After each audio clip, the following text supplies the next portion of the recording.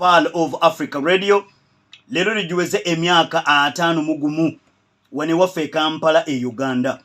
Zalinga ennaku z'omwezi 7 mwezi ogw'omunaana mwaka 1972.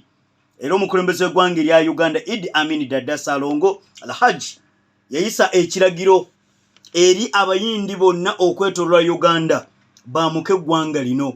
Yabawa ennaku 9 gy'emyezi 3. Zalinga ennaku z'omwezi 7 omwezi ogw'omunaana 1972. Bannansi b'eggwanga erya Buyindi abaali wano b'abayindi abaali wano e Uganda baali basukka mu mitwalo 6. Amaduuka bagajjudde. Bano nga bizinesi ezisinga obungi be baziddukanya wano.